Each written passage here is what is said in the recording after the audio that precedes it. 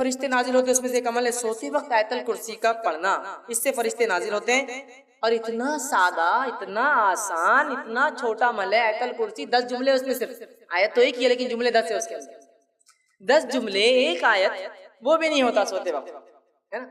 और वैसे भी बहुत सारे लोगों को जिक्र का मौका कहाँ मिलता, टीवी देखते देखते आंख बंद होती, टीवी चालू है, आवाजें चालू है, जब तक आवाज आई नहीं नींद भी नहीं आती, साइकोलॉजिकल डिस्टर्ब हो गया उसको देख देख कर, इत्मीनान खो बैठे हैं, शोर के अंदर नींद आती। हाँ, तो फिर वो देखते हैं सॉरी काम अल्लाह का जिक्र और क्या है आयतुल कुर्सी पढ़ा कीजिए। सही बुखारी की रिवायत है, अबू हुरैरा रज़ी अल्लाह अन्हु फरमाते हैं, हदीस बहुत लंबी है, उतना वक्त नहीं, क्योंकि बहुत तवील हदीस है, आप सब जानते भी इस रिवायत को। अबू हुरैरा रज़ी अल्लाह अन्हु फरमाते हैं, मैं जो है ज़कात के खजूरों पर मुझे तैनात किया गया था।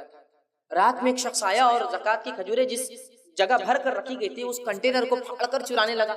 मैंने जाकर पकड़ा और कहा कि अब सुबह अल्लाह के रसूल सल्लल्लाहु अलैहि वसल्लम के पास ले जाऊंगा, खजूर चुरा रहे थे, ज़कात का माल चुरा रहे थे। तो कहा नहीं नहीं, मेरे बीवी बच्चे बहुत भूखे, मैं कल नहीं आऊंगा, तुम छोड़ दो मेरे। कहा ठीक है, अब कल नहीं आना, छोड़ देते, चूंकि रहम खा कर यार बेचारा भूखे बच्चे भी, चलो ठीक।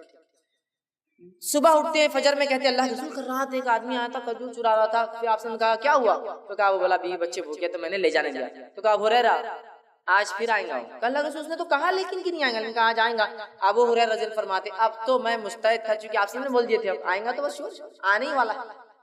मैं खड़ा था, आया वो फिर चुरा था, फिर मैंने पकड़ा, कहा आज तो तू गया, अब तो ले जाऊंगा आप सबके सामने और सुबह जलील करूंगा, चोरी कर रहा था।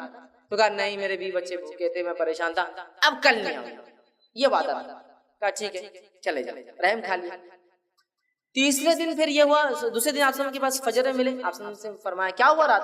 तो कहा अल्लाह के रसूल सल्लल्लाहु अलैहि वसल्लम आपने कहा था वो आया और मैं बिल्कुल तैनात था, फिर कहाँ है? तो कहा मैंने छोड़ दिया रहम खा कर। क्यों? तो बोले वो उसके भी बच्चे भूखे थे, फिर मेरे से बड़ी आह बुका करने लगा, गुजारिश है छोड़ दो। कहा अबू हुरैरा आज फिर आएगा? कहा आज फिर तो कहाँ जाने वाला? तो अबू हुरैरा फरमाते मैंने सोच लिया कि आज तो इसको नहीं छोड़ूंगा, गया आज। तीसरे दिन फिर आया, पकड़ा, कहा आज कोई रिक्वेस्ट नहीं, कोई गुजारिश नहीं, कोई बात नहीं चलने वाली, 2 दिन से तुम आ रहे हो। तीसरे दिन आया, कहा अब नहीं, तो कहा आज छोड़ दो, अब नहीं आऊंगा, मैं एक बात तुम्हें कलमा सिखा देता हूँ, अगर इस कलमे को पढ़ लो तो फरिश्ता एक आसमान से नाजिल होता है जो रात भर फजर तक तुम्हारी हिफाजत करता है और शयातीन तुमसे दूर भाग जाते हैं। कहा क्या है? तो कहा सोते वक्त जो है आयतल कुर्सी पढ़ लेना। सुबह हुई, फजर की नमाज पढ़ी, नबी अकरम सल्लल्लाहु अलैहि वसल्लम से मुलाकात हुई। कहा हुरैरा तुम्हारे खैदी का क्या हुआ, आया था? तो कहा आज भी आया था। कहा कहाँ है? तो कहा मैंने आज भी छोड़ दिया उसको। तो कहा क्यों? तो कहा उसने एक कलमा मुझे सिखा दिया, जिस कलमे के बारे में उसने ये कहा कि इसको पढ़ने से रात भर एक फरिश्ता उतरता है, नाजिल होकर हिफाजत करता है, मैंने छोड़ दिया। तो कहा हुरैरा ये बात उसने सच कही है, और तुम जानते हो वो कौन था? तो कहा अल्लाह उसके रसूल ज्यादा जानते हैं, मुझे तो नहीं पता। कहा वो शैतान था, वो हमेशा झूठ बोलता है, लेकिन ये बात उसने सच्ची बोली है, ये बात ये सच बोला उसने, बाकी वो झूठा है, वो बड़ा शैतान था। तो देखिए आप, शैतान दूर हो जाता है आयतल कुर्सी पढ़ने से, फरिश्ता रात भर हिफाजत करता है। अब लोग परेशान हैं हिफाजत के लिए, माल की, दौलत की, है ना, बहुत सारी चीजों की। आयतल कुर्सी पढ़िए, बहुत सीधे और सादे उसूल दिए गए। मैं समझता हूँ फरिश्तों की सिक्योरिटी और उनका नाजिल होना, इससे बड़ी कोई सिक्योरिटी नहीं हो सकती है। समझ रहे आप? इनका आ जाना, किसी के लिए तैनात हो जाना, इससे बड़ा कुछ नहीं हो सकता। लेकिन अब मसला ये हम लोगों का कि बात समझ में नहीं आती। अब एक सीन तस्वीर कीजिए कि समझ लीजिए एक शख्स आपके सामने आ रहा है और उसके पीछे 2 पुलिस वाले चलते हुए आ रहे हैं, मिलने की हिम्मत करते आप? बहुत भारी आदमी दिख रहा, पुलिस साथ चल रही था, उसको तो कोई हाथ भी नहीं लगा सकता, क्यों? पुलिस वाले साथ रहते हैं, सादे पुलिस वाले। अब पुलिस वाले जिनके पास बंदूकें लगी हुई हो, उसका तो मुकाम बढ़ गया ना, स्टेन गन्स हो और बढ़ गया, AK-47 लेके उसके पीछे जा रहे और बढ़ गया। पुलिस से हट करके टोपी सिर्फ बदल जाए, टोपी के बदले काला कपड़ा हो तो बहुत खतरनाक आदमी दिख रहा है। इतनी बड़ी सिक्योरिटी, टोपी नहीं सर पे, वो सर पे कफन बांधा हुआ आदमी उसके साथ घूम रहा। कमांडोज जो होते हैं वो कफन बांधे हैं ना, उनका ये मकसद है कि अब जान भी जाए तो कोई मसला नहीं। अरे टोपी नहीं तो मतलब बहुत बड़ा आदमी दिख रहा है, समझे ना, अंदाजा होता है। अब अंदाजा लगाइए, फरिश्ता खड़ा है आपके लिए रात भर। अल्लाह ताला की एक मखलूक जिसकी ताकत, हय्यत, कैफियत, तवानाई ऐसी है कि ये रिवायत में आता कि एक फरिश्ता जो खबर में कुरान जो नहीं पढ़ता था उसको जो सजा देने पर मुतैन रहेगा, वो एक गज लोहे का उठाएगा सलाख और उठा के देव मारेगा एक आदमी पे जिसने कुरान नहीं पढ़ा था दुनिया में। खबर में इतने जोर से वो आदमी चलाएगा और उसका सर रेजा रेजा बन के हवा में उड़ जाएगा कि तमाम मखलूक जमीन और आसमान की सिवा जिन और इंस को छोड़कर उसकी चीख को सुनेंगी। तो आपने कहा कि वो फरिश्ते के बारे में मालूम है तुमको, गज जो मारता है वो गज का वेट क्या है? साहबा ने कहा नहीं, हमको नहीं पता कैसे मारता होगा वेट। तो कहा वो एक गज अगर उठाकर दुनिया के सबसे बड़े पहाड़ पर मारी जाए तो पहाड़ को पाउडर में तब्दील कर देगा जर्रात में। इतना वेटेड और इतना खतरनाक वो पंच होता है, ठीक है। वो पड़ेगा गज और उस गज को पहले से लेकर आखिरी इंसान और पहले से लेकर आखिरी जिन सब भी मिल जाए तो उसको हला भी नहीं सकते जगह से। इतना हैवी गज सिर्फ एक फरिश्ता उठाता है। ताकत बता रहा हूं मैं कितनी होती है। फरिश्ते सारे इंसान और जिन भी मिल जाए तो वो गज को मूव नहीं कर सकते जगह से, जो वो उठा उठाकर मारेंगे उसको क़यामत तक। कुरान नहीं पढ़ने वाले का मैंने इसलिए कहा ना, दुनिया में बेड़ा गर्क, खबर में बेड़ा गर्क, आखिरत में बेड़ा गर्क। और बहुत सारे लोग कुरान से बड़ी अजीब दुश्मनी पाल रखी होगी, ऐसी अजीब दुश्मनी की कुरान पढ़ने के बदले काटे खड़े जाते उनके आंख, और शैतान के बदले औज़ु बिल्लाहि मिनश शैतान पढ़े ये भाग जाता निकल के। भागना तो शैतान चाहिए ना, औज़ु बिल्लाह, ये भाग जाता निकल के। नको कुरान पढ़े तो गुमराह हो जाते बाहर। अरे भाई कुरान की ना, कुरान पढ़े तो गुमराह हो जाते। देखो तो कितने लोग गुमराह हो कुरान पढ़ के, नो कैसी बातें कर रहे, नो कैसी कर रहे। अब उन्हें कुछ पढ़े नहीं, अल्लाह कुछ पूछने वाला नहीं अपने से। हालात ये अपनी, हम पढ़ते नहीं, अल्लाह पूछेगा भी नहीं हमसे, अल्लाह रहम करे। यहाँ देखिए आयतुल कुर्सी पढ़ रहा एक फरिश्ता चला, हिफाजत सिक्योरिटी के लिए, इससे बड़ी क्या बात सकती है। आइए फजीलत याद रखिए, बहुत बहुत बहुत बहुत बहुत बहुत बहुत ज्यादा फजीलत, इसी कोई इंतहा नहीं। मैं समझता हूँ पूरे फजाइल में रख भी नहीं पाऊंगा, मुख्तसरी रखूंगा। सब बिस्मिल्लाह की मुख्तसर का, इसके मुख्तसरी रखूंगा। आयतुल कुर्सी कुरान मजीद की तमाम आयतों में आला और अफजल है। आयतुल कुर्सी कुरान मजीद की तमाम आयतों में आला और अफजल है, बहुत बड़ी फजीलत है। आइए सही मुस्लिम की रिवायत है, अबी बिन काब रजी अल्लाह अन्हु फरमाते और कहते हैं रसूलुल्लाह सल्लल्लाहु अलैहि वसल्लम ने फरमाया, क्या तुझे मालूम है कि किताबुल्लाह में से तुम्हारे पास कौन सी आयत सबसे अफजल है? क्या तुम्हें मालूम है कि किताबुल्लाह में से कौन सी आयत सबसे अफजल है? तो मैंने अर्ज किया अल्लाह और इसके रसूल ही बेहतर जानते हैं, मुझे तो नहीं पता।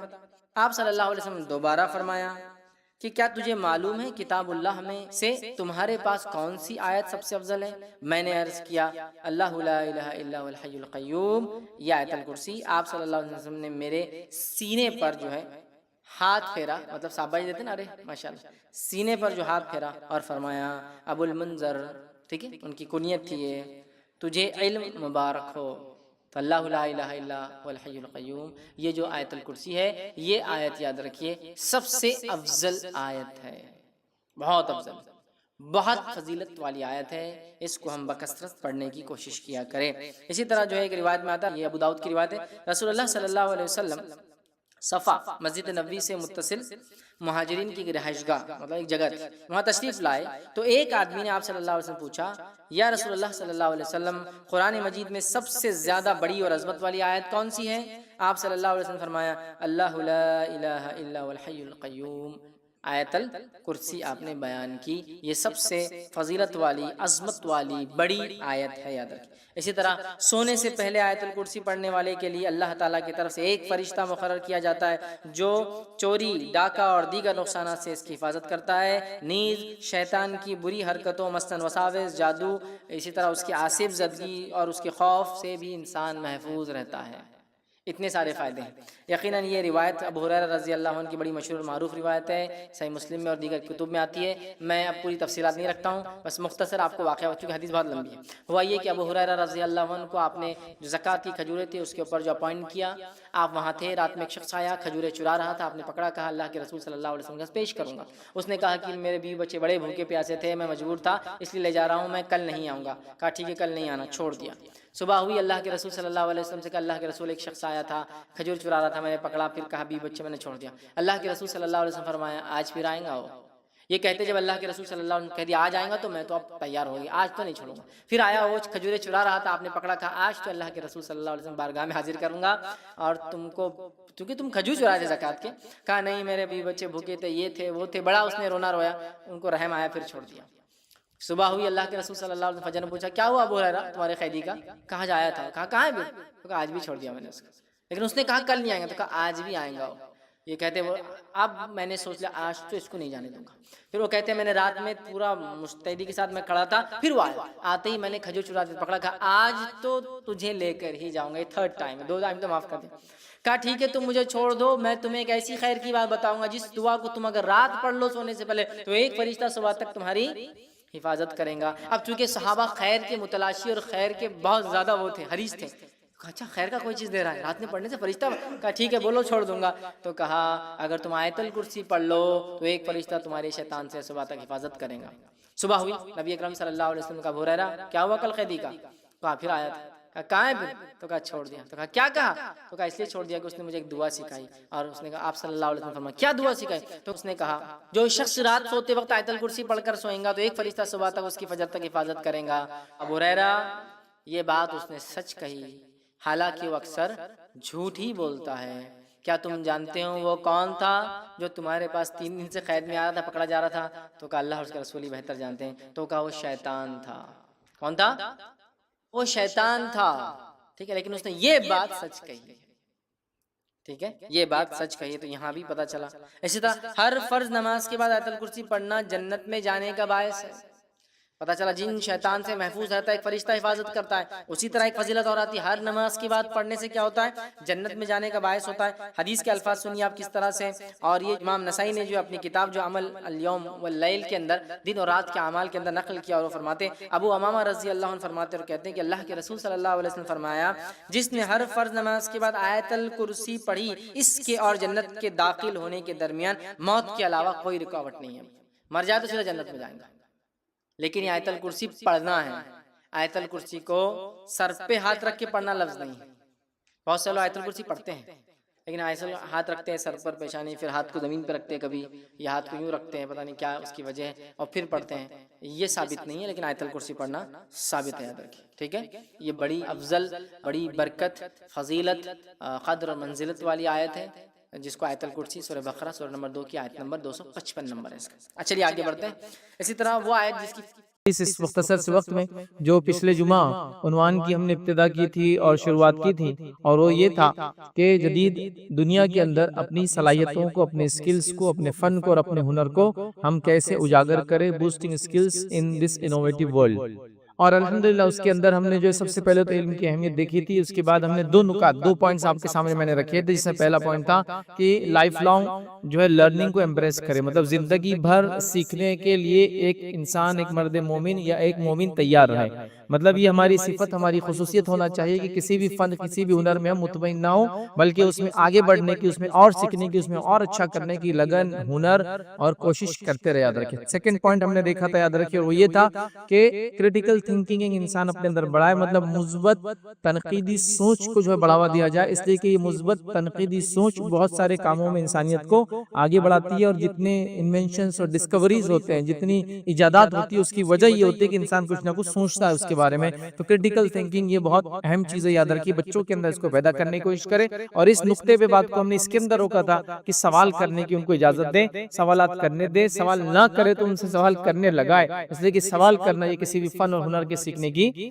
बुनियाद है। याद रखिए, इसके बगैर कोई चीज, कोई फन में इंसान आगे नहीं बढ़ सकता। आइए आगे नुक्ते की तरफ बढ़ते हैं अपने। और थर्ड पॉइंट आज इंशाल्लाह आपके सामने रखूंगा इसी कड़ी में। याद रखिए वो ये है कि बच्चों के अंदर या अपने अंदर डेवलप प्रॉब्लम सॉल्विंग मेथड, मतलब इसको कहेंगे प्रॉब्लम सॉल्विंग स्किल्स। अपने अंदर मसाइल को हल करने की सलाहियत पैदा करें, अपने अंदर प्रॉब्लम्स जो आते हैं उसको सॉल्व करने की सलाहियत पैदा करें। याद रखिए ये जदीद दुनिया के अंदर बहुत बड़ी चीज है। वैसे तो हर दौर में बड़ी चीज थी कि लोगों के मसाइल को सॉल्व करें, लोगों के इश्यूज को सॉल्व करें, लोगों के प्रॉब्लम्स को सॉल्व करें, खुद के प्रॉब्लम्स को सॉल्व करें, खुद प्रॉब्लम का हिस्सा ना हो, खुद मसले का हिस्सा ना होते हुए मसले के हल का हिस्सा हो। याद रखिए ये एक मोमिन का काम है। याद रखिए दुनिया के अंदर जितनी इजाजत हुई, याद रखिए वो किसी न किसी मसला था, उस मसले को हल करने के लिए लोगों ने वो किया।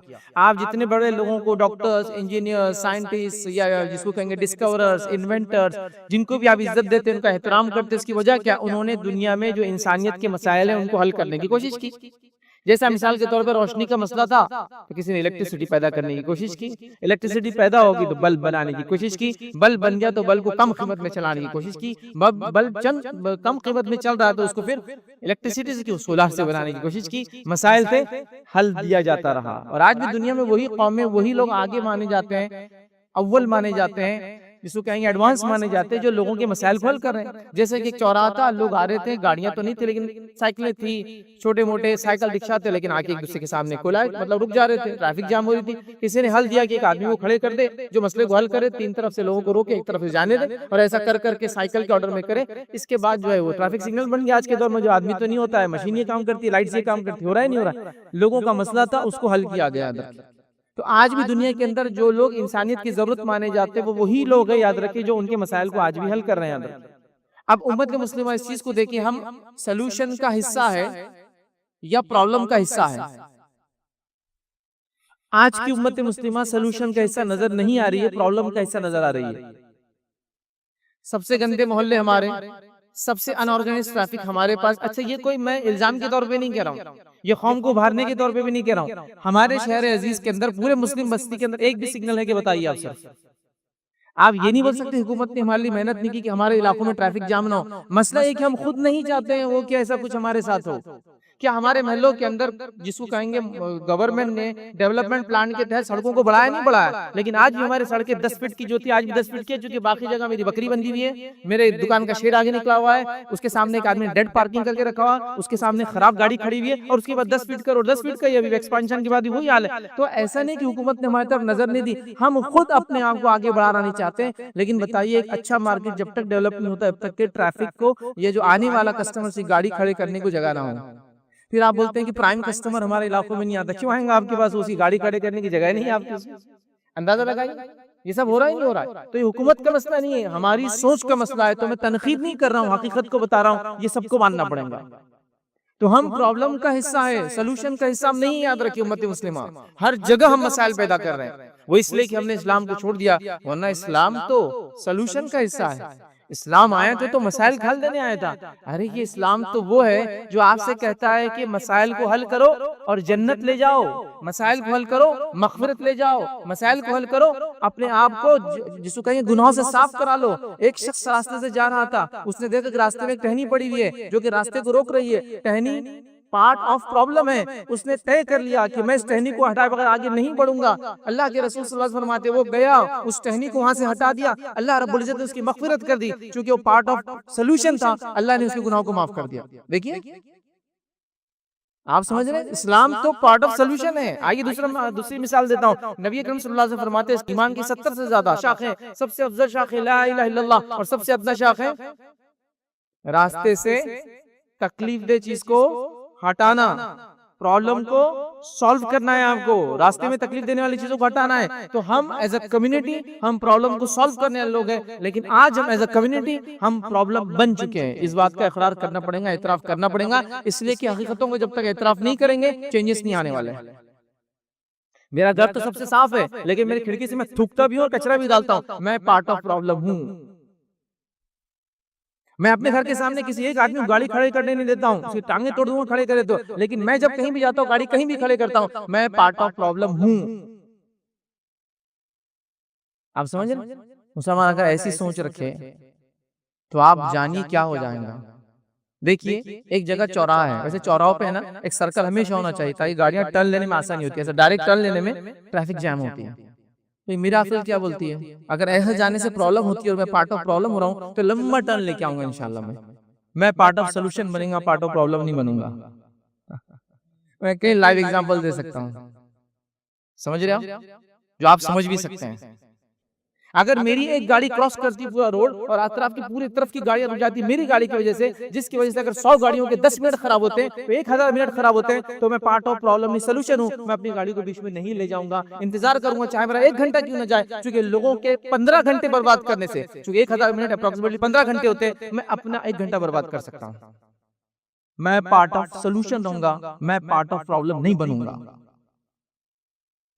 प्रॉब्लम जो लोग सॉल्व करते हैं लोग उनकी इज्जत करते हैं। किसी मुफ्ती और आलिम की आप इज्जत क्यों करते हैं?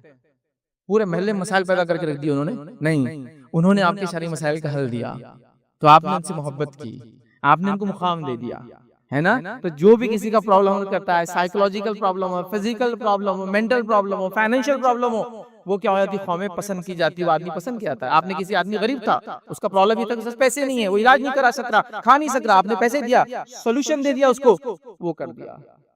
ये तो छोटा था, लेकिन हमें तो एक बड़े मसाइल का हल देना है, जिसको आम ज़माने में कहूंगा कि एक ग्रीक मिसाल है कि किसी को मछली सदक़े में देने से बेहतर है मछली पकड़ना सिखा दो, मांगेगा ही नहीं फिर वो। किसी को आपके घर पे मांगना आया कि भाई मुझे कुछ दो, और आपका गांव जो है मछली पकड़ता है, मतलब मछली पकड़ने के वहां वो है, तो उसको मछली सदक़े में देने से अच्छा उसको सुबह बुलाओ और ले जाकर मछली पकड़ना सिखा दो। मसले का हल ही खत्म कर दिया आपने, मांगने की इसको जरूरत ही नहीं, उसको मछली पकड़ना आती है, मतलब किसी को सदका देने से बेहतर है उसको रोजगार से लगा दो। तो हम पार्ट ऑफ प्रॉब्लम है, सोल्यूशन देखे। दुनिया में उन्हीं की इज्जत की जाती है। अल्लाह रब्बुल इज्जत कुरान में फरमाता कहता है, सूरह बकरा सूरह नंबर 2 आयत नंबर 269 का हिस्सा, अल्लाह फरमाता कहता है, वमन युतल हिकमत फक़द ऊतिया खैरन कसीरा, जिसको हिकमत दे दी गई, दानाई दे दी गई, समझबूत दे दी गई, उसको कसीर अल्लाह ने खैर दे दिया। तो ये बड़ी अहम चीज है याद रखिए। तो प्रॉब्लम को सॉल्व करने की वजह से निजात मिल सकती है। प्रॉब्लम को सॉल्व करने इस्लाम आया था, नबी अकरम सल्लल्लाहु अलैहि वसल्लम आए तो इंसानियत के मसाइल हल हुए। खवातीन का मसला हल हुआ, जिनको जिंदा दफन कर दिया जा रहा था। औरतों का कोई मुकाम नहीं था, बेचे और खरीदने की चीज समझी जाती थी, उनको वो उठाकर उस बेचने और खरीदने के मुकाम से उस मुकाम पे ले गए कि माए तो उसके कदमों के नीचे जन्नत है ना, माए तो कदमों के नीचे जन्नत है। औरत के बारे में, बीवी के बारे में कह दिया, किसी इंसान के अखलाक के बारे में जानना, उसका कैरेक्टर वेरिफिकेशन करना, तो उसकी बीवी से पूछो। उसको ले जाके किस मुकाम पे बैठा दिया, कैरेक्टर वेरिफिकेशन के लेवल पर बैठा दिया कि वो बोलेंगे कि मेरा शौहर अगर अच्छा है तो अच्छा है, तो ये मुकाम पे ले जाके औरत को बिठा दिया। बेटी के बारे में कह दिया, जो तीन बेटियां, दो बेटियां, एक बेटी की परवरिश करे, उसके अच्छे से ब्याह कर दे, वो जन्नत में नबी अकरम सल्लल्लाहु अलैहि वसल्लम के साथ रहेगा। तो ये मुकाम को यहाँ से ले आकर वहां बैठा दिया। प्रॉब्लम था, सोल्यूशन दे दिया। क्या इंसानियत सूद की वजह से परेशान थी, इंसानियत जंग की वजह से परेशान थी, इंसानियत भुखमरी की वजह से परेशान थी, इस्लाम ने सबका सोल्यूशन दिया। ज़कात के जरिए सोल्यूशन दिया, सदका तो खैरात घोंकने के सोल्यूशन दिया। इस्लाम पार्ट ऑफ सोल्यूशन है, इस्लाम पार्ट ऑफ प्रॉब्लम नहीं है। अफसोस मुसलमान पार्ट ऑफ प्रॉब्लम है, पार्ट ऑफ सोल्यूशन नहीं है। इस बात को मानना पड़ेगा। कौमी हैसियत से, शख्सी हैसियत से एक इंसान बहुत नहीं हो सकता, बड़ा काम कर रहा है, वो एक अलग बात है। एक कौम के तौर पर जहनियत है क्या हमारी? नहीं है। ये बात को समझिए आप, इस बात का इतराफ कीजिए। जब तक मसाइल का इतराफ नहीं होगा, कौम आगे नहीं बढ़ सकती वाले। तो लिहाजा आज लोग उसी को पसंद करते हैं। दुनिया के अंदर लोग थे जो खाना खाना चाहते थे होटल से, होटलें तो हर जगह खुली थी। मसला ये था कि होटल में खाना खाना है तो जाइए फिर खाना खाइए।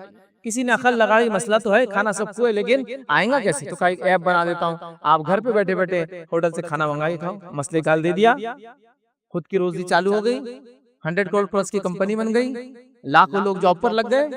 पार्ट ऑफ सोल्यूशन उसने किया, मसले का हल निकाला। देखिए वो चीज पैसा भी कमा रही है, वो चीज नाम भी करी है। गाड़ी सबको चाहिए सफर करना है, तो बच्चे को भेजो, बच्चा कुछ नुक्कड़ पे जाता था, रिक्शे वाले से भाव करता था, रिक्शे वाला बोलता था मैं यहाँ नहीं चलूंगा, वहां तक चलूंगा, गली के अंदर तक नहीं हो फलाए। किसी को लगा कि सबको गाड़ी चाहिए, क्यों ना घर बैठे गाड़ी बुलाई जाए, क्यों आदमी जाए, क्यों बच्चा जाए, क्यों गाड़ी लेकर आए, और क्यों इससे इतनी बात करे, लोकेशन इधर से डालो, उधर पहुंचना है, खत्म, आना है तो आ, नहीं तो बता। वहां से आदमी आया, आपको ले गया जहां तक लोकेशन बराबर ले जाकर ड्रॉप कर दिया। मसला था लोगों का, हल दे दिया गया, दुनिया के अंदर उसकी वो जरूरत बन गया है नहीं। अब बताइए ऐसे कौन से प्रॉब्लम का सोल्यूशन मैं और आप आज दे रहे हैं इंसानियत को? तो क्यों ना लोग हमसे सवाल करें, तुम क्यों, क्या किया तुमने? नहीं, हमारे पास अल्लाह उसके रसूल की तालीमात है, ठीक है ना, उस पर अमल करके बताओ ना। फिर अल्लाह उसके रसूल की तालीमात पर अमल करने वाले लोग दुनिया में सबसे आगे होते हैं, मैं और आप तो नहीं। हमारी मौजूदगी की वजह से लोग दुकानें छोड़ के चल जा रहे हैं। मुसलमानों ले ली कि दुकानें अब ये बाजार में अपन नहीं लेंगे। हमारी मस्जिदों की तामीर से प्राइम स्पॉट्स और शोरूम्स नहीं आते उस इलाके के अंदर। नहीं, मुसलमान निकल के बहुत तमाशा करते मस्जिद के बाद, लिहाजा यहाँ से शोरूम्स उठा दो, मस्जिद बन गई। देखो आप मस्जिद के पास क्या रहेगा, पार्ट ऑफ प्रॉब्लम वाली दुकानें खोलेंगे आप। मैं ही नहीं कर रहा हूँ हराम है हलाल, हराम हलाल की बात अलग होती है। और एक चीज होती है कि कुछ चीजों की कुछ जगह जरूरत होती है और कुछ जगह जरूरत नहीं होती है, उस बात को समझो आप। पान की दुकान खोलेंगे, उसमें गोश्त की दुकान खोलेंगे, उसमें हलाल चीजें, हलाल हराम की बात ही नहीं हो रही है। लेकिन मैं आपसे सवाल करता हूं, आपके प्राइम स्पॉट पे बने बंगले के नीचे आप ये दुकानें देंगे रेंट पर? वो पान खा के थूकेगा। गवर्नमेंट रूल के हिसाब से तंबाकू को एजुकेशनल जोन के इतने इतने फीट में रखना चाहिए, और आपने स्पिरिचुअल जोन के अंदर खोल दिया उसको, दीनी इदारे के अंदर खोल दिया आपने उस दुकान को। समझ रहे हैं बात? तो ये सब हो रहा है। तो पार्ट ऑफ प्रॉब्लम हम बनाते हैं, मस्जिद का कंस्ट्रक्शन पार्ट ऑफ प्रॉब्लम है लोगों के लिए। मेरे इस जुमले को कोई ना पकड़े इतने से, मैं ये कह रहा हूँ एज अ मुस्लिम, पहले देखिए ना, पहले जमाने की मस्जिदें पार्ट ऑफ प्रॉब्लम थी या सोल्यूशन थी? वो मस्जिदें प्राइम स्पॉट पे बनती थी, प्राइम पैसा लगा के बनती थी, अल्लाह रब्बुल इज्जत ने 100 साल तक उनको बाकी रखा और इंसानियत फायदा उठा रही। देखिए हमारे शहर के बाजार, जो प्राइम बाजार है, सब मसाजिद के नीचे बने हुए हैं। देख लीजिए, मस्जिदें खड़ी है और उसके अतराफ में ही है। तो हम पार्ट ऑफ, जब तक सोल्यूशन थे, लोगों ने हमको सर आंखों से भी ऊपर हाथों को उठा के रखा था, ऐसा भी नहीं, ऊपर हाथों को उठा के रखा। जब पार्ट ऑफ प्रॉब्लम बने तो ले आकर फेंक दिया। तो हमें, हमारा दीन हमसे ये चाहता है, जदीद जमाना ये चाहता है कि हम जो है पार्ट ऑफ प्रॉब्लम में सोल्यूशन बने। तो प्रॉब्लम सॉल्विंग स्किल्स अपने बच्चों में पैदा करें, मसला दे और बोलो उसको सॉल्व करके बताओ, मसले खाली निकाल। हमारे पास बच्चे को मसला आते बोलते तू छोड़ दे मैं कर लेता, तुम ही करोगे चाहे जितना टाइम ना लगे, तुम्हें सीखना है मसले का हल, प्रॉब्लम सॉल्विंग स्किल्स इसको कहते हैं। और अल्लाह के रसूल सल्लल्लाहु अलैहि वसल्लम, सहाबा की कई मिसालें, वक्त नहीं कि पूरा लेक्चर इस पे हम लें। आइए चौथा पॉइंट हमारा वो है क्रिएटिविटी और इनोवेशन। चौथा पॉइंट कि हमें जदीद दुनिया के अंदर अगर रहना है तो हमें क्रिएटिव और इनोवेटिव बनना है, मतलब तख्लीकी सलाहियतें पैदा करना है, चीजों को बनाना है और नई नई चीजों की याद करना है। ये सख्त जरूरत है, याद रखिए। रसूल अकरम सल्लल्लाहु अलैहि वसल्लम दुनिया में आए, आपने हर जदीद हलाल चीज को आगे बढ़ावा दिया और कहा कि बनाओ इसको, करो इसको, जाओ इस मैदान में आगे। आइए कुछ मिसालें देता हूँ आपको कि इस्लाम दुनिया में हमको पीछे नहीं रखता है, हमारे अंदर क्रिएटिविटी और इनोवेशन को खत्म नहीं करता है, बल्कि उसको बढ़ाना देता है, बल्कि बढ़ावा देता है। नबी अकरम सल्लल्लाहु अलैहि वसल्लम का जमाना है और ज़ैद बिन साबित रज़ी अल्लाह अन्हु को अल्लाह के रसूल ने ज़बान सीखने का हुक्म दिया। इसकी ज़बान यहूदियों की ज़बान। ज़ैद बिन साबित रज़ी अल्लाह अन्हु ने कहा कि 1 महीने के अंदर तकरीबन मैंने इतना सीख लिया कि मैं उनके आने वाले लेटर्स को पढ़ता था और रिस्पॉन्स और जवाब दिया करता था। तो लर्निंग न्यू लैंग्वेजेस, इनोवेशन और क्रिएटिविटी, तब्दीली लाना है, तख्लीकी सलाहियत पैदा करना है, चेंज लाना है, तो ज़बानें भी सीखना पड़ता है। अल्लाह के रसूल ने ज़बान सीखने की इजाज़त दी। किसकी ज़बान? किसकी ज़बान? यहूदियों की ज़बान थी वो। तो पता चला इल्म के मामले में कोई यहूद और हनूद और ईसाई नहीं होता है। इल्म अल्लाह की तरफ से अता करदा चीज़ है जो इंसानियत को अल्लाह ने दी है। वो एक मोमिन की, जिसको कहेंगे गुमी भी मिल्कियत, एक तरह से जहां भी मिलेगा उसको लेंगे अच्छी चीजों, अच्छा इल्म। तो यहाँ का सीखो लैंग्वेज, उस जमाने में बोली जाने वाली लैंग्वेज सीख सकते हैं। मैं कहूँगा आज लिखी जाने वाली, पढ़ी जाने वाली, कोड की जाने वाली उन लैंग्वेजेस को सीखिए आप सारी, चूंकि अल्लाह के रसूल ने इजाजत दे दी इल्म सीखने के लिए, चाहे किसी के पास से भी हो। आइए दूसरी मिसाल, नबी अकरम सल्लल्लाहु अलैहि वसल्लम के पास सहाबिया और अल्लाह के रसूल, जब हम लेटर्स लिखते हैं शाहान को, बादशाहों को, तो ये बादशाह जब तक खुतूत को नहीं पढ़ते जब तक उस पर सील ना हो, क्या आपके लिए सील बना दी जाए? अल्लाह के रसूल सल्लल्लाहु अलैहि वसल्लम कहा सील बना दी जाए। अल्लाह के रसूल सल्लल्लाहु अलैहि वसल्लम चांदी की अंगूठी बनाई गई जिसके अंदर एक काला हबशी नगीना था और उस नगीने पे लिखा हुआ था मोहम्मद रसूलुल्लाह। फिर जब खतूत लिखे जाते अल्लाह के रसूल सल्लल्लाहु अलैहि वसल्लम अपने हाथ में से उतार कर देते और उसको लेके लाख जो होता है उसको डाल के उसमें सील कर दिया जाता। समझ रहे आप बात? मैन्युफैक्चरिंग की इजाजत दी गई, अगर जरूरत है तो बनाओ नई नई चीजें, जरूरत है अंगूठी की बनाई गई, मतलब इजाजत है कि आपको नए काम करने की। बहुत सारे मुसलमान ये समझते दीन पे आने का मतलब ये दुनिया को छोड़ देना। अरे दुनिया में जी के दीन पे चलना है। अगर मैं कह रहा हूँ जहाज चल रहा है पानी का, तो कहाँ चल रहा है? रेगिस्तान में, हमारी गली में पानी में चलता है ना। तो हम दीन पे चल रहा हूँ तो कहाँ चल रहा हूँ? खबर में, मरने के बाद। अरे दुनिया में चलना पड़ता है दिन पर, इजाजत दे दी गई। नबी अकरम सल्लल्लाहु अलैहि वसल्लम मदीना आए, सहाबा नए नए ईमान वाले थे। आपने देखा कि झाड़ पे कुछ नक्काशियां बनाते हैं, ग्राफिटी करते हैं, कुछ चीजें लिखते और बनाते, कुछ अजीब नक्शे। तो आप सल्लल्लाहु अलैहि वसल्लम कहा कि मत बनाया करो। उस साल फसल कम हुई। लोगों ने कहा अल्लाह के रसूल, वो आपने जो मना कर दिया ना बनाने से, एक्चुअली वो इंसेक्ट उससे अट्रैक्ट होते थे, कीड़े मकोड़े उससे रगबत पाते थे और उससे पॉलिनेशन होता था। मुजक्कर झाड़ से मुअन्नस पे बीज जाता था, मेल और फीमेल होते ट्रीज के अंदर। तो जो खजूर के झाड़ मुजक्कर और मुअन्नस थे वो एक दूसरे से पॉलिनेट करते थे, तो खजूरें ज्यादा होती थी। आपने इजाजत नहीं दी तो ये आज साल फसल नहीं। तो चूंकि नए थे साहब, अल्लाह के रसूल को लगा शायद कुछ अखीरे से बनाते तो आपने मना किया। उस रिवायत आपने फरमाया जो दुनिया का मामला है तुम मुझसे बेहतर जानते हो, जब दीन में मैं कुछ बात कहूँ तो मुझसे ले लिया करो। मतलब ये कहा दुनिया के मामले तुम्हारे हवाले जो करना है इसमें अच्छा करो, दीन का मामला जब दूं मैं मुझसे ले लिया करो। तो आपको इजाजत दे दी गई एग्रीकल्चर के अंदर इनोवेशन, टेक्नोलॉजी और चीजों को इस्तेमाल करने की। ये नबी अकरम सल्लल्लाहु अलैहि वसल्लम की इजाजत है, मेरी और आपकी नहीं। अंदर और मुसलमानों ने फिर जो क्रिएटिविटी और इनोवेशन किया, चूंकि उनके दीन का ये तकाजा था, मसले को हल करने के लिए ये सिफत जरूरी थी। मसला है, हल करना है, तो ये सब होना ना क्रिएटिव। अब जैसा सिग्नल है, प्रॉब्लम आ रही तो क्रिएटिविटी करके कुछ बनाना पड़ेगा ना। सिग्नल पोल बनाया, लाइट लगाई, फला हुआ, प्रोग्रामिंग की, सिग्नल कैसे चलेगा, सब हुआ ना। तो क्रिएटिविटी इनोवेशन यही तो है, इस्लाम यही तो दे रहा था। और इस्लाम की फिर गोल्डन एज, ये Muslims and Islamic golden age नहीं है, इसको मैं कहूंगा ये ह्यूमैनिटी का गोल्डन एज था। जब यूरोप अंधकार में था, यूरोप ने कहा कि हमारे डार्क एजेस थे, हकीकत में वो सिर्फ यूरोप के डार्क एजेस थे। लेकिन यूरोपियन नस्ल की एक बुराई क्या है मालूम आपको? उनका तुर्रा क्या है? वो समझते हैं अगर उनके पास बादल है तो पूरी दुनिया में बारिश हो रही है, वो गरीब है तो पूरी दुनिया गरीब है, वो अच्छे तो पूरी दुनिया अच्छी है। तो वो अंधेरे में, तुमको लगता है पूरी दुनिया अंधेरे में होंगी। यूरोपियन नस्लों की बस यही रहा उनका, गिरे भी तो टांग ऊंची बोलते हैं ना, ये इनका मिजाज तब भी था, आज भी है। उसूल अपने हिसाब से बनाएंगे, ज़ाब्ते अपने हिसाब से बनाएंगे। जो इनके लिए जिंदगी वो जिंदगी है, जो दूसरों के लिए जिंदगी वो जिंदगी नहीं होती, वो उनके हिसाब से हर चीज है। तो इन्होंने कहा डार्क एजेस, नहीं डार्क एजेस नहीं था, ये दुनिया का सबसे ब्राइटेस्ट एज चल रहा था। जब यूरोप अंधकार में था, दुनिया जो है मुसलमान मुमलकतें, मुसलमान लोग रोशनियों में जी रहे थे। मैं सिर्फ ये रोशनी की बात यूं ही नहीं कह रहा हूँ, जब यूरोप के अंदर अंधेरा हो जाता मगरिब के बाद, तो मुसलमान शहरों की हालत ये थे कि वहाँ स्ट्रीट लाइट्स लगते थे, जो कि वो अपने इलेक्ट्रिसिटी वाले लाइट नहीं, खंदीलों के शक्ल में। इतने एडवांस सिविलाइजेशन थी वो, इतना पैसा भी था, इसका मतलब ये वहां रोशनियां होती थी, याद रखिए। आपको पता है स्पेन के अंदर मुसलमान आज से 500-700 साल पहले गॉगल्स पहनते थे धूप से बचने के लिए, इतने एडवांस थे।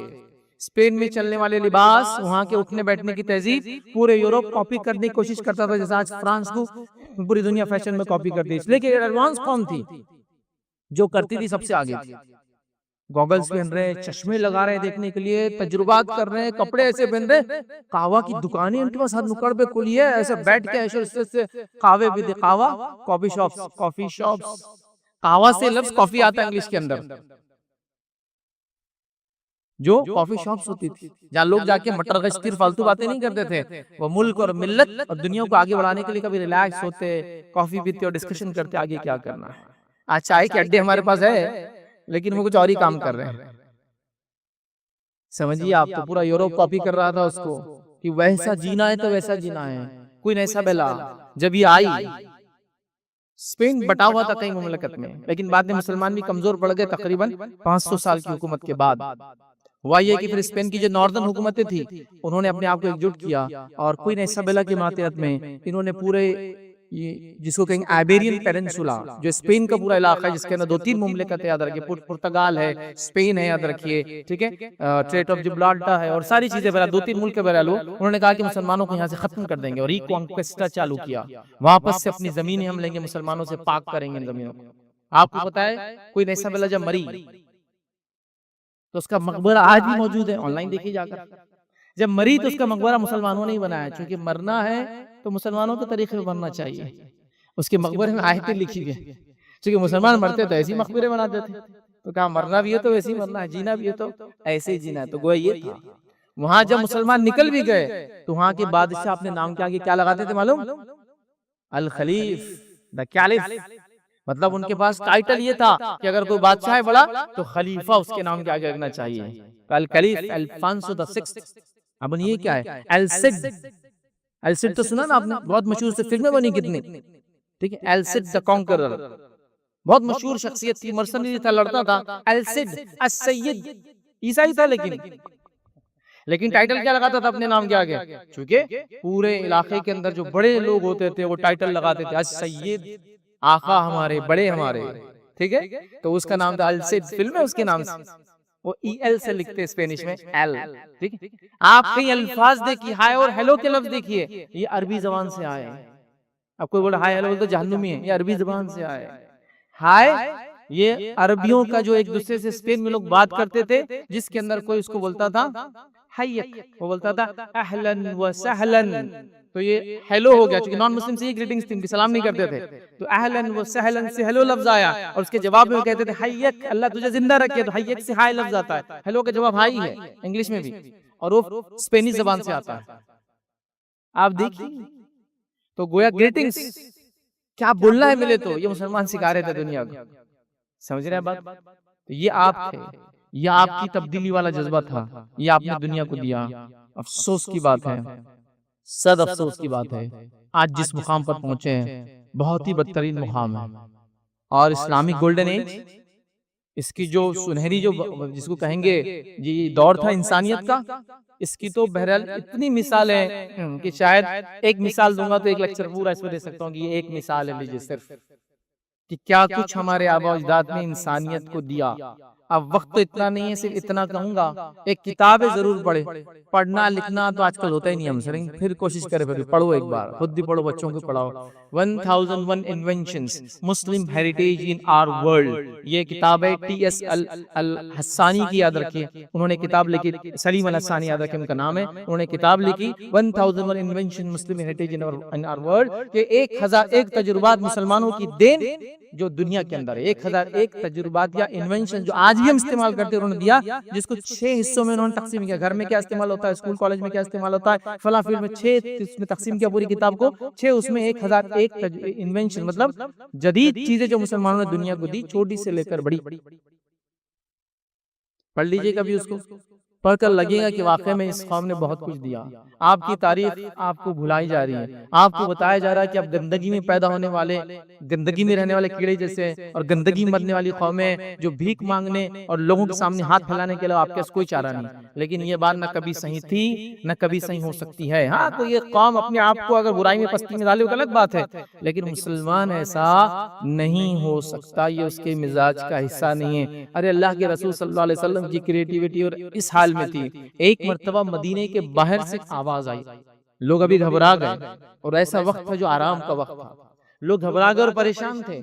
हम लोग निकले बाहर गलियों में कि क्या मसला हो गया, और मदीने के अंदर इब्तिदाई दौर में और आप समझ के आखिर वक्त तक भी जंगी चालू थी, पूरी मुशरिकीन आपको हर तरफ से अटैक कर रहे थे। हम परेशान हो गए, जब हम बाहर निकल के अभी परेशान हुए कि देखे तो सही क्या हुआ, देखते हैं उधर से तेज रफ्तार घोड़ा हमारी तरफ दौड़ते हुए आ रहा।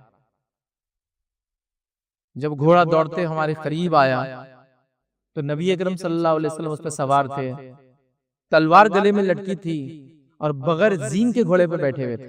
एक आदमी जल्दी में कैसे भागता है ना, गाड़ी बगैर चप्पल की किक मारो, स्टार्ट करो, कपड़े से कैसे देख। अल्लाह के रसूल उठे, आवाज की तरफ जाके देखने के लिए आप सवार हुए, तो तलवार के लिए कोई रोक नहीं था, अभी रस्सी वो जो होती थी बांधने की नहीं थी, तो गले में लटका ली उसको, और उस आवाज की तरफ दौड़े। घोड़े पे कोई जीन नहीं है। मदीना जब आप मक्के से निकल कर गए तो आपकी उम्र 53 साल से जायद है, मोर देन 53 इयर्स आपकी एज है, और इस 53 इयर्स में भी अल्लाह के रसूल सल्लल्लाहु अलैहि वसल्लम की फिजिकल कैपेबिलिटीज आप देखो। एक घोड़े पे बगैर जीन के बैठना, घोड़ा नीचे नहीं बैठता आपको बिठाने के लिए ऊंट के साथ, घोड़े पे उचक कर बैठना पड़ता है। जिस घोड़े पे जीन ना हो उसके बाल पकड़ के बैठना पड़ता है, घोड़े को तकलीफ भी नहीं होगी, या उसके कमर पे हाथ मार के उचक के बैठना पड़ता है। बच्चे खेलते हैं ना गली में, कभी फिजिकल फिटनेस का क्या लेवल लगता है उसके लिए, ऐसा करने के लिए। देखिए अभी तो 40 साल में चलना नहीं हो रहा हमसे, औरतें तो 1-2 बच्चों की पैदाइश पूरी खत्म ही हो जा रही है हमारी। तो ये फिजिकल फिटनेस है। आपसे जल्दी में थे, देखना चाह रहे थे, हमारे पास जो जिम्मेदार है वो सबसे पीछे रहता, पहले तुम सब देख के आओ, कोई जिंदा रहा तो ठीक है, वहाँ की हालत चले, मैं तो नहीं आऊँ। आप पहुंच गए, इसके लिए जो हिम्मत लगती है, जो सेल्फ कॉन्फिडेंस लगता है कि हालत कैसे भी मैं निपट सकता हूँ, इसलिए मैं जा सकता हूँ। क्योंकि किसी बेवकूफ इंसान को हम नहीं कहेंगे वहां जाके अपनी जो है मत मरा ले जाकर कहीं, मतलब गलत काम कर ले जिसके लिए अहल नहीं था। आप लोगों का कॉन्फिडेंस देखिए, फिटनेस का लेवल देखिए, जाना देखिए, कौम की फिक्र देखिए, और वापस आके कह रहे आराम करो, कोई मसला नहीं है। आप देख रहे इसमें कितनी नसीहतें हमारे लिए, और कौम का क्या हाल है, आप इससे सिर्फ अंदाजा लगा सकते। गोल्डन एज की 1-2 मिसालें देखिए, बात खत्म करता हूँ, और कुछ पॉइंट बाकी अगले जुम्मे के लिए इंशाल्लाह रख देंगे उसको, कि गोल्डन एज की कुछ मिसालें आप ले ले, ताकि कम से कम याद दहानी तो कि हम क्या थे और आज अपना हमने क्या हाल बना लिया। तालीम को हमने अपना जेवर बनाना चाहिए, तरबियत हमारी पहचान होना चाहिए, अखलाक से हम जाने जाना चाहिए। बाकी हमारा दीन तो पर्सनल चीज है ना, नमाज, रोजे, ज़कात, हज हमारा पर्सनल मामला है, जो कौमों को दिखता है वो ये सब है। तो आइए नबी करीम सल्लल्लाहु अलैहि वसल्लम के बाद मुसलमानों ने क्या क्या तजुर्बात किए। खास तौर से आप अगर तारीख पढ़ना है तो 8वीं सदी से लेकर तो 15वीं सदी तक पढ़ लीजिए। उसके बाद 16वीं सदी से तो यूरोप का कॉलोनियल एज चालू होता है, उसको बोलते हैं इंडस्ट्रियल एज, 17वीं सदी से चालू होता है। तो आपको क्या लगता है 17वीं सदी में जब इंडस्ट्रियल एज आया तो यूरोप में ऐसे कारखाने बनाने की सलाहियत कहाँ से आई थी? डार्क एजेस में थे ना वो, तो क्या आसमान से कोई चीज सीधा आगे उनका जीरो से लेकर हीरो बन गए? ऑलरेडी मुसलमान ये चीजों को इस्तेमाल कर रहे थे, उन्होंने दुनिया को ये सब दे ही दिया था, ये तजुर्बा हो चुके थे। आइए एक मिसाल देता हूँ इब्न अल-हैसम की। इब्न अल-हैसम एक साइंसदान थे और 1016 में उन्होंने जो एक तजुर्बा शुरू किया था, जिसको तजुर्बा था कि रोशनी कैसे से उसको हम देख पाते हैं, रोशनी क्या है, रोशनी के अलग अलग वो क्या है, वो पूरी स्टडी उन्होंने चालू की 1016 में।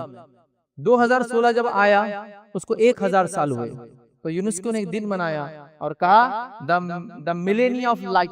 जब 2016 आया तो यूनेस्को ने एक दिन मनाया और कहा 1000 साल रोशनी के, द मिलेनियम ऑफ लाइट। इब्न अल-हैसम ने रोशनी कैसे चलती है, कैसा दिखता है, कैसे दिखती है बताया था। 1016 में एक्सपेरिमेंट चालू हुआ था, 2016 में 1000 साल हुए तो कहा ये। और इब्न अल-हैसम वो शख्सियत है जिसको हम कहेंगे the father of modern physics. जदीद जो आपका फिजिक्स है उसके वो बाप थे एक तरह से। उन्होंने इंसानियत को बताया रोशनी कैसी चलती है, क्या होती है, ये सब बुनियाद याद रखे फिजिक्स की। उस जमाने में क्या फलसफा था? फलसफा ये था कि आंखों से एक रोशनी निकलती है, हम कैसा देखते हैं। आंखों से एक रोशनी निकलती है, चीजों पे टकराती है, फिर चीजों पे टकरा के आंखों में वापस जाके पड़ती है तो हम देख सकते हैं। इब्न अल-हैसम ने कहा ये बेवकूफाना बात है, अगर ऐसा होता तो रात में हम क्यों नहीं देख सकते, रात में क्यों नहीं देख सकते। तो उन्होंने कहा कि नहीं, रोशनी का एक सोर्स होता है, रोशनी वहां से आकर चीजों पे टकराती फिर हमारे आंखों पे लगती है, हम देख पाते हैं। लोगों ने कहा साबित करके बताओ, ये तो फलसफा हुआ, फिलोसॉफी हुई, एक्सपेरिमेंटल प्रूफ होना चाहिए ना, तजुर्बात करके। तो कहा ठीक है एक्सपेरिमेंटल प्रूफ दिया जाएगा। और उन्होंने एक्सपेरिमेंट चालू किया कि आंख कैसा दिखती है, ताकि बताया कि आंख में से रोशनी निकलती है, और ग्रीक फलसफे को चैलेंज किया। बल्कि आपने जो पहली बार ये स्टडी की, दुनिया ये कहती है कि ये तरीका जो मॉडर्न रिसर्च का है इब्न अल-हैसम की देन है। जितने भी लोग रिसर्च करते हैं मॉडर्न, इब्न अल-हैसम उनके इसके अंदर रिसर्च गाइड है समझे। सबसे पहले जिन्होंने शुरू किया कि रिसर्च ऐसी होती है कि चैलेंज किया जाए जो चीजें समाज में चल रही है, जो चल रहा है वो चल रहा है, ठीक नहीं, चैलेंज करो उसको, ये क्यों, मैं चैलेंज करता हूँ इसको। फिर उन्होंने क्या किया मालूम आपको, बताने के लिए आंख कैसे दिखती है मॉडल बनाया, जिसमें उन्होंने एक रोशनी जिस तरफ से आती थी वहां एक पानी का जो है हाउस था छोटा सा, उसके पीछे एक कमरा बनाया जो कि पूरा डार्क था, उसमें कोई रोशनी नहीं थी, 100% डार्क। और उसमें फिर एक सुराख किया आंख में, जैसा होता है आंख के बीच में, आप देखिए रेटिना है, प्यूपल है, रेटिना है, उसके बीच में अंधेरे और उजाले के एतबार से बड़ा और छोटा होती है। आंख की पुतलियां बड़ी होगी बोलकर छोटी होती है, धूप में जाती है छोटी हो जाती है, क्योंकि उसको कम देखना, रोशनी अंदर कम लेना है, अंधेरे में जाती है फैलना चालू हो जाती है।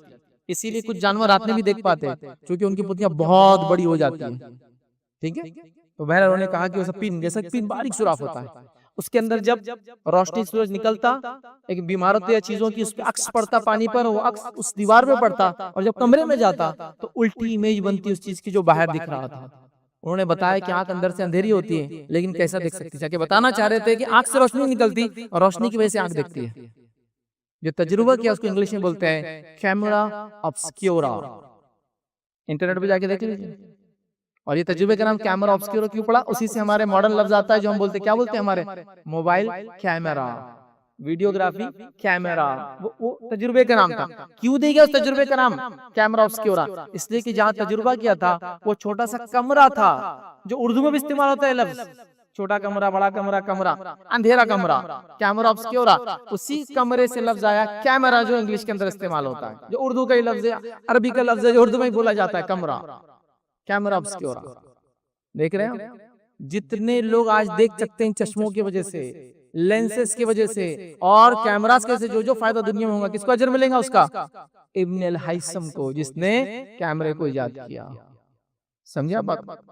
तो ये तो एक मिसाल मैंने आपको दी, मैं ऐसी सैकड़ों मिसालें देख सकता हूँ, हजारों नाम गिनवा सकता हूँ। हत्ता कि स्पेन के रहने वाले एक शख्स जिनका नाम इब्न नदीम था, इब्न नदीम ने ये सोचा कि लोगों ने इतने बड़े इंकशाफात, डिस्कवरीज, इन्वेंशन कर लिए मुसलमानों ने, कुछ नहीं तो मैं किताब तो लिखूं कि किताब का नाम क्या था और उसमें क्या था। तो उन्होंने एक किताब लिखी, इब्न नदीम की मशहूर किताब है, इंटरनेट पर देखना, देखिए अल फहरिस्त।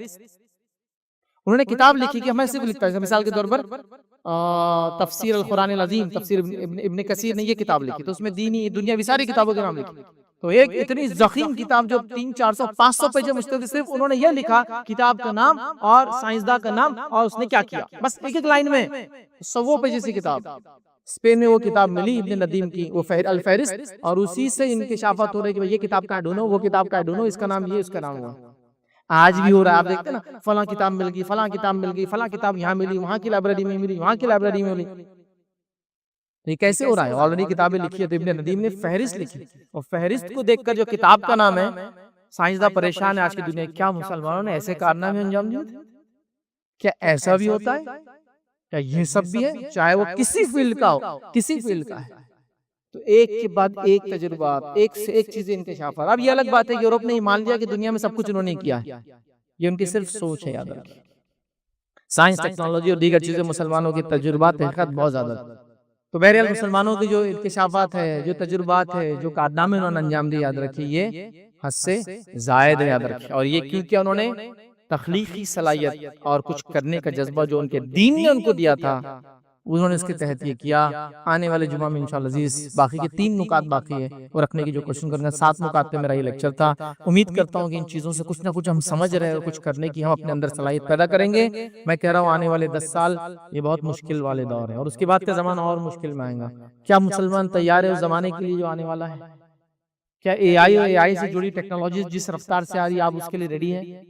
एक जमाना था आप कह रहे थे कुछ बोला जाए, कुछ लिखा जाए तो पढ़ा जा सकता है, मतलब कंप्यूटर को रीड कर सकता है। आपको पता है कंप्यूटर अब तस्वीरों से भी रीड कर लेता है कि तस्वीर में क्या क्या है, सब पढ़ लेता है। इसने शर्ट पहना हुआ है, पेन ये कंपनी का लगा हुआ है, गॉगल इसका लगा हुआ है, टोपी इसकी है, फला ये आंखें इसकी ऐसी दिख रही, फला ये ऐसा दिख रहा है, शर्ट ये करता है। वो आपकी तस्वीरों को रीड किया जाता है। थोड़े दिन बाद वो आपकी सोच को रीड करना शुरू करेंगे, जैसे आप उसको दिमाग में लाना शुरू करेंगे। साइंस इस रफ्तार से बढ़ रही है। तो क्या उम्मत मुस्लिमा रेडी है इसके लिए? हम लोग रेडी नहीं है। तालीम की बात करो मुंह पे, यार क्या पागल बातें चल रही है। तरबियत की बात करो, इसकी क्या जरूरत है। अखलाक की बात करो, इसकी क्या जरूरत है। दीन की बात करो, इसकी क्या जरूरत है। क्या जरूरत है फिर आपको सिर्फ खाना पीना और जीना और मर जाना? ये तो जानवर भी करते यार, खाते पीते पैदा होते, बच्चे पैदा करते और मर जाते। इसमें क्या खुसूसियत है फिर एक मोमिन की? और जन्नत ऐसी कैसे मिलेंगी बगैर सब्र और बगैर कोशिशों की दुनिया में?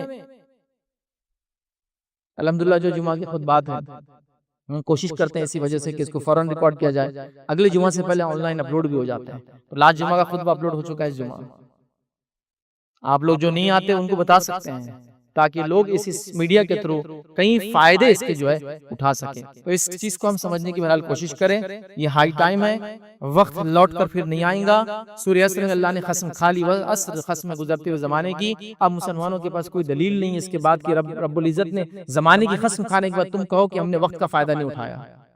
इस चीज को समझने की बहरहाल हम कोशिश करें। ये हाई टाइम है। इसी पे अपनी बात को मैं खत्म करूंगा। अल्लाह रब्बुल इज्जत से दुआ है कि अल्लाह सुब्हान तआला हम तमाम को इल्म, फन और हुनर के मैदान में